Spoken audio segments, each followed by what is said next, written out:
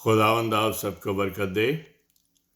آج جب کہ ہم گڈ فرائیڈے کے دن یہاں پہ موجود ہیں مسیح کے دکھوں کے اوپر غور کرنے کے لیے، تو آج ہم دیکھیں گے مرد غمناک کو، یعنی مین آف سورو، جس کا ذکر ہم کلام مقدس میں یسایہ 53واں باب، جس کے اندر 12 آیتیں ہیں، اس میں اس کا ذکر پایا جاتا ہے، اور زبور 22 کے اندر بھی اس کی حقیقت جو اس کے ساتھ گزرا اور جو اس کو تکلیفیں ہوئیں اس کا بیان اس میں پایا جاتا ہے۔ دیکھیے کلام مقدس کے اندر یسایہ 53 باب کی 3 آیت میں لکھا ہے، وہ آدمیوں میں حقیر و مردود، مرد غمناک اور رنج کا آشنا تھا، لوگ اس سے گویا روپوش تھے، اس کی تحقیر کی گئی اور ہم نے اس کی کچھ قدر نہ جانی۔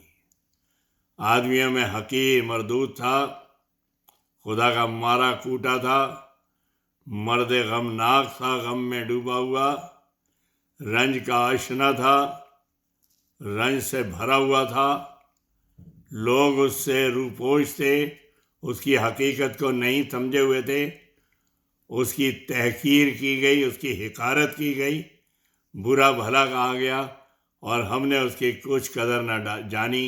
یہ یسایہ 53 باب کے اندر اس کے بارے میں پایا جاتا ہے۔ عزیزو، اگر آپ غور کرو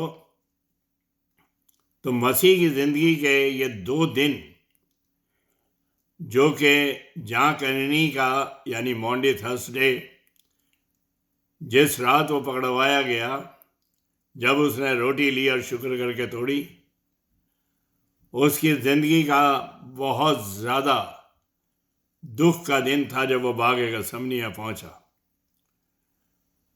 جس رات وہ پکڑوایا گیا، اس کی گھٹن کا کوفت کا بہت بڑا دن تھا۔ گڈ فرائیڈے جسمانی دکھوں کا انبار لگا ہوا تھا، سراپا زخم بنا ہوا تھا، دلی، دماغی اور روحانی دکھ اور کوفت بہت زبردست تھی۔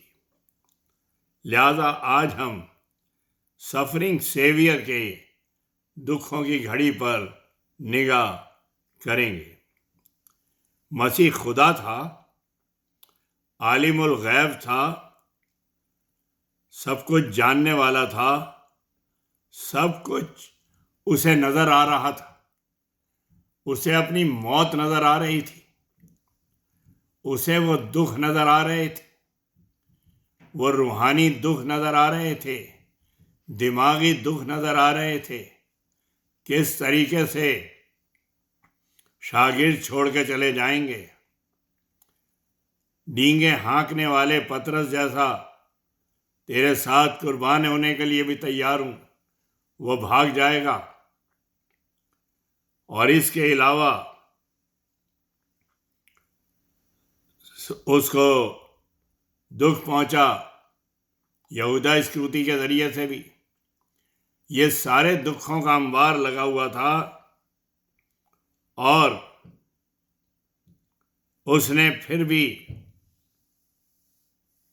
کہہ دیا، ہو سکے تو یہ پیالہ میرے سامنے سے ٹل جائے، اگر پیے بغیر نہیں ٹل سکتا تو میری مرضی نہیں بلکہ تیری مرضی پوری ہو۔ اس کی مرنے کی سی نوبت آ گئی تھی۔ وہاں پر شاگردوں سے التجا کرتا ہے، ان سے کہتا ہے، جاگو اور دعا مانگو، جسم تو کمزور ہے لیکن روح مستعد ہے۔ جسم کے اوپر شیطان اٹیک کر رہا تھا، کسی طریقے سے یہیں مر جائے گھٹ گھٹ کر، لہذا وہ کوشش کر رہا تھا، لیکن جب اس نے کہا، اے خدا میری مرضی نہیں ہے باپ، تیری مرضی پوری ہو، تو فرشتے آ کر اسے تقویت دینے لگے، طاقت دینے لگے، اور اس کے بعد وہ اس قابل ہوا کہ صلیبی موت گوارا کر سکے اور صلیب کو اٹھا کر کلوری تک پہنچ سکے اور کفارہ دے سکے۔ کلام کے اندر دیکھتے ہیں مسیح جو تھا صرف 3 شاگردوں کو، پطرس، یوحنا اور یعقوب، یہ بڑے کلوز شاگرد تھے اس کے۔ شاگرد تو سارے عزیز تھے اس کو، ایک ایک کے لیے وہ دکھی ہوتا ہے۔ اچھا چرواہا تھا، ایک بھی بھیڑ کھو جائے تو اس کے لیے دکھی ہوتا تھا۔ لہذا وہ جو تھا ان کو ہر جگہ اپنے ساتھ رکھتا تھا، وہ اس کے اس گھڑی میں اس کے ساتھ تھے۔ لیکن وہ تینوں کو بھی اس خاص دکھ کے اندر شامل نہیں کرنا چاہتا تھا۔ لکھا ہے وہ ٹپا بھر آگے جا کر منہ کے بل گرا اور اس نے دعا کری۔ یہاں پر آپ دیکھتے ہیں وہ دکھ کی گھڑی تھی، پیار بھری دکھ کی دعا۔ کیوں یہ پیار بھری دکھ کی دعا تھی؟ خدا نہیں کہتا یہاں پہ، یہاں باپ سے درخواست کر رہا ہے۔ شاید باپ ترس کھا جائے، اے باپ اگر ہو سکے تو یہ پیالہ میرے سامنے سے ٹل جائے۔ خدا کا مارا کوٹا تو تھا ہی، وہ مرد غمناک تو تھا۔ خدا کو پسند آیا کہ تنہا انگوروں کو کولوں میں پیلے۔ اسے پسند آیا کہ میں چرواہے کو ماروں گا اور بھیڑیں تتر بتر ہو جائیں گی۔ لیکن یہاں پر وہ باپ کو پیار سے، پیار والی دعا جو ہے یہاں پہ نظر آتی ہے کہ اے باپ اگر ہو سکے تو یہ پیالہ میرے سامنے سے ٹل جائے۔ دیکھیے پہلے کلمے کے اندر بھی اسے باپ نظر آتا ہے، باپ ان کو معاف کر کیونکہ جانتے نہیں کہ کیا کرتے ہیں۔ آخری کلمے میں کہتا ہے اے باپ میں اپنی روح کو تیرے ہاتھوں میں سونپتا ہوں۔ یعنی جب وہ کامیاب ہو جاتا ہے چوتھے کلمے میں، اور اس کے بعد جب وہ پوری طرح سے نجات کا کام پورا کر دیتا ہے تو کہتا ہے باپ میں اپنی روح کو تیرے ہاتھوں میں سونپتا ہوں۔ تو یہاں پر کلام مقدس کے مطابق ہم دیکھتے ہیں پھر یہاں پہ باپ کہہ رہا ہے، باپ سے درخواست کر رہا ہے کیونکہ باپ میری سنتا ہے۔ میں اور باپ ایک ہیں۔ 3 دفعہ ان کے پاس آتا ہے۔ پولوس نے بھی 3 دفعہ کہا اپنی بیماری کے لیے، لیکن اسے کہا میرا فضل تیرے لیے کافی ہے۔ 3 دفعہ آنے کے بعد جب دیکھا انہیں وہ سو رہے ہیں تو مسیح بڑا اداس ہو کر واپس لوٹ گیا دعا کرنے کے لیے پھر سے، اور وہ کہتا ہے اب سوتے رہو۔ لوکا 22:44 کے اندر آپ دیکھتے ہیں اس کا پسینہ گویا خون کی بڑی بڑی بوندیں ہو کر زمین پر ٹپکتا تھا۔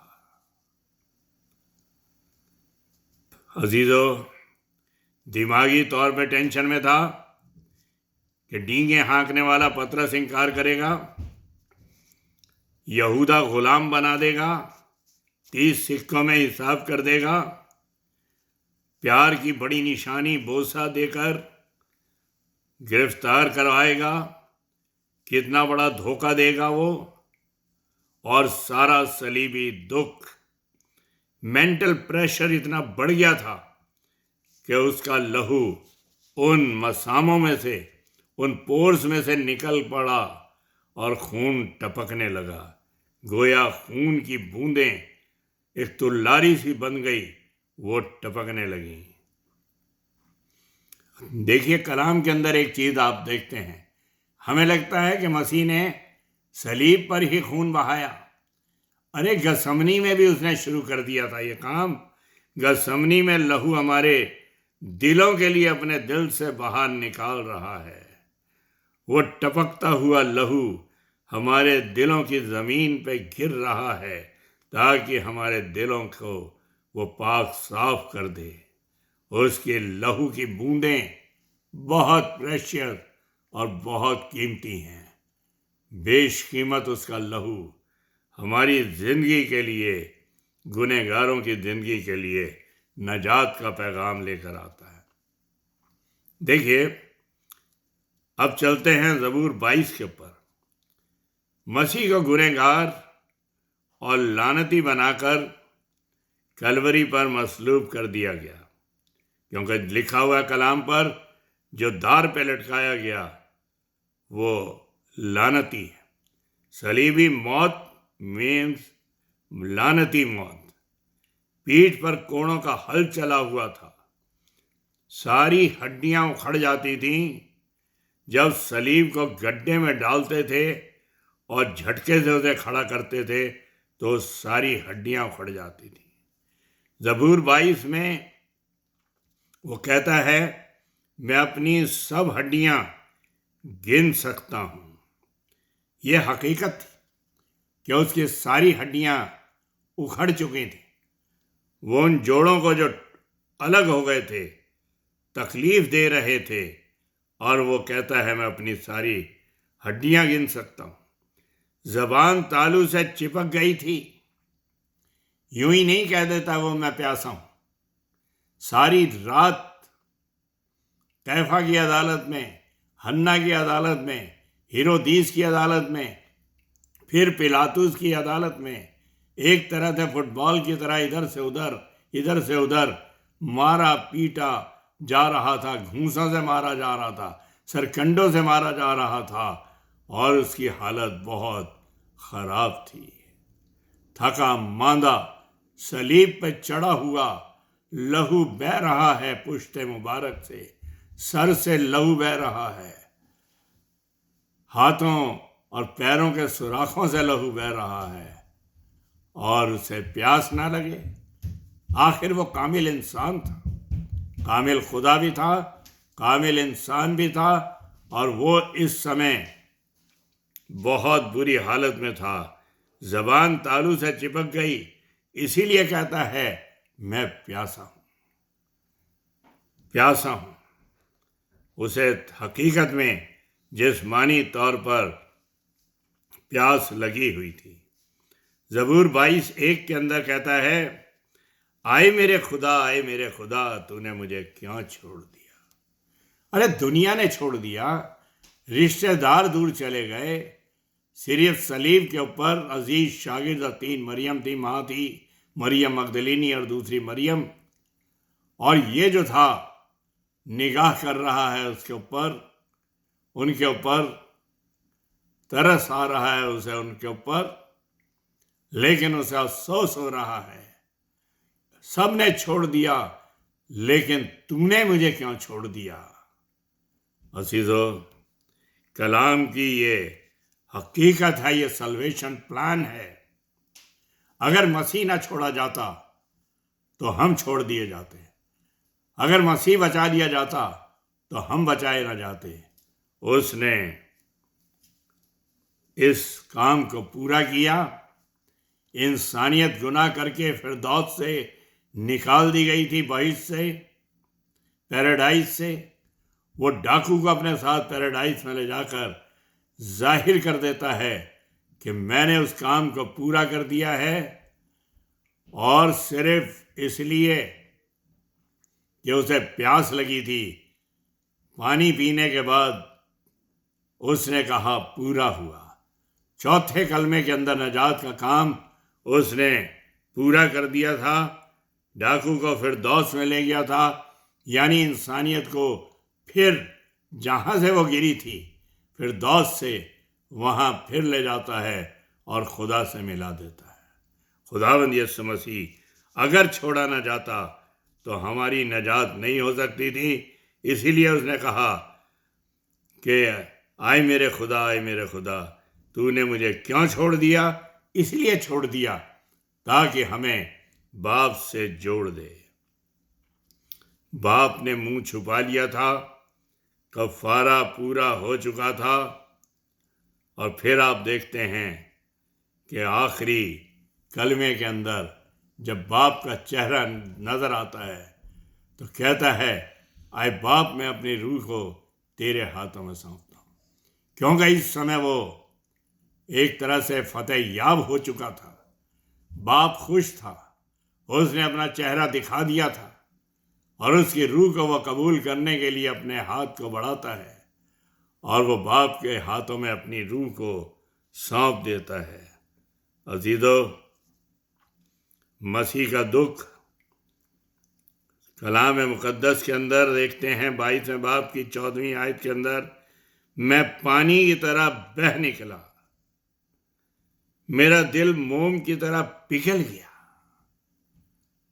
اس کو دیکھیں تو اس کا دل حقیقت میں موم کی طرح پگھل گیا تھا۔ اس کے دل میں خنجر مارا گیا تھا، بھالا مارا گیا تھا، اور اس بھالے سے پانی اور لہو بہہ نکلا تھا۔ موم کی طرح وہ پگھل چکا تھا، لہو لہان ہو چکا تھا۔ صلیب پر سب دیکھ رہے تھے، وہ سب کچھ اس نے وہاں پہ پورا کر دیا، اور وہ منہ چڑھا چڑھا کر اسے تانے دے رہے تھے کہ لوگ کھڑے ہوئے میرا مذاق اڑا رہے ہیں۔ زبور کے اندر 22ویں زبور کے اندر دیکھتے ہیں عزیزو، وہاں پہ حقیقت میں منہ چڑھا چڑھا کر اسے برا بھلا کہہ رہے تھے۔ مسیح کلام مقدس کے مطابق جب دم توڑتا ہے تو چٹانیں تڑک گئیں، قبریں کھل گئیں، ہیکل کا پردہ اوپر سے لے کر نیچے تک پھٹ گیا۔ خداوند یسوع مسیح وہ پردہ تھا جو سر سے لے کر پاؤں تک پھاڑا گیا، تاکہ خدا کے پاس ہم سب ڈائریکٹ پہنچ سکیں۔ اس نے کہا کوئی باپ کے پاس نہیں جاتا سوائے میرے۔ وہ چٹان توڑی گئی، وہ چٹان جس سے وہ پانی پیتے تھے، پولس کہتا ہے وہ مسیح تھا۔ وہ چٹان توڑی گئی، وہ ہیکل کا پردہ جو تھا مسیح تھا جو کہ پھاڑا گیا۔ عزیزو، مسیح نے میرے لیے اتنے دکھ اٹھائے، موت بلکہ صلیبی موت اور لعنتی موت میرے لیے گوارا کی، تاکہ مجھے زندگی دے دے، لعنت سے نکال کر بہشت میں لے جائے اور ایٹرنل لائف دے، اننت کال کا جیون دے۔ آئیے ہم بھی اپنی خودی کا انکار کر کے اس کی صلیب سے لپٹ جائیں، قربان ہو جائیں، تاکہ ہمیشہ کی زندگی کے وارث ہوں۔ دوسروں کو بھی مسیح مصلوب کا پیغام دیجیے، تاکہ وہ ہمیشہ کی زندگی کے وارث ہو سکیں۔ خداوند آپ سب کو برکت دے۔ آئیے ہم دعا کریں۔ پیارے خداوند، تیرا شکر کرتے ہیں تیری اس عظیم قربانی کے لیے جو تو نے بنی نوع انسان کے لیے اس دنیا میں انجام دی۔